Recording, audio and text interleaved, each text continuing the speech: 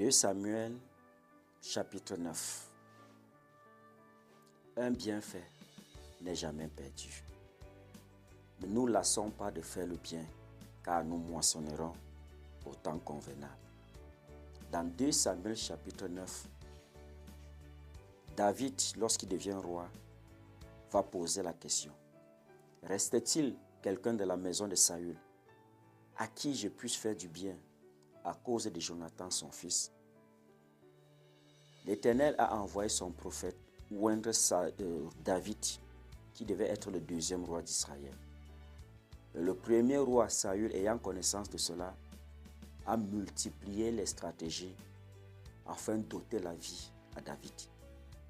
Ce qui est curieux dans l'histoire, c'est que le roi Saül, premier roi d'Israël, avait un fils qui s'appelait Jonathan.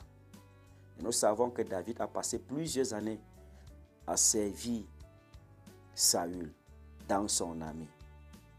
La Bible dit que Jonathan, fils du roi Saül, aimait David comme son âme.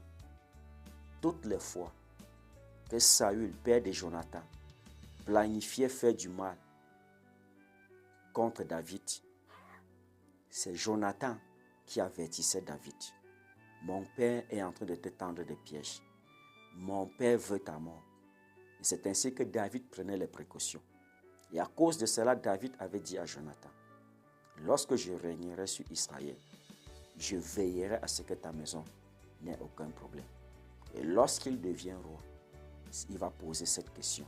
Il cherche quelqu'un à qui il puisse faire du bien à cause de Jonathan, à cause du bien que Jonathan lui avait fait. Bien-aimés, ne nous décourageons pas. Continuons de faire le bien. Même si certaines personnes n'ont pas été reconnaissantes, ça ne va pas nous décourager. Ça ne va pas nous empêcher de continuer à faire le bien tant que nous pouvons le faire. Le Seigneur se souvient toujours de toutes les actions positives que nous posons. Et un jour vient, dans sa grâce, il fera quelque chose qui va être en rapport avec le bien que nous avons passé le temps à faire. On a amené un homme qui s'appelait Méphibosheth. La Bible dit qu'il était perclus des 2 pieds. Qu'est-ce qui s'était passé? Lorsqu'Israël était en guerre, la Bible nous dit que sa nourrice l'a porté. Lorsqu'elle fuyait avec lui, il est tombé. Il a perdu ses 2 pieds. Donc Méphibosheth, le champ, il ne pouvait pas travailler. Il n'y avait pas quelque chose qu'il puisse faire.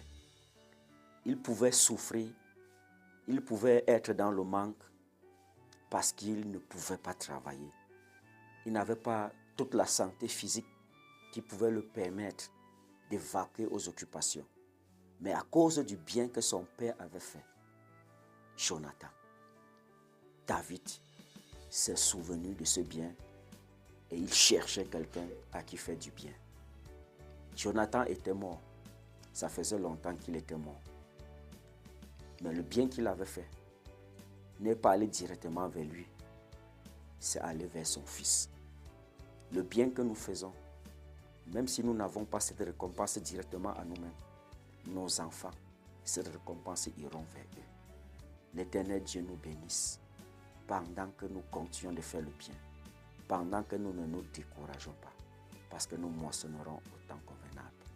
N'oublie pas de t'abonner sur ma page YouTube, n'oublie pas de partager ce message, n'oublie pas de le liker aussi. L'Éternel nous bénisse. Shalom, shalom.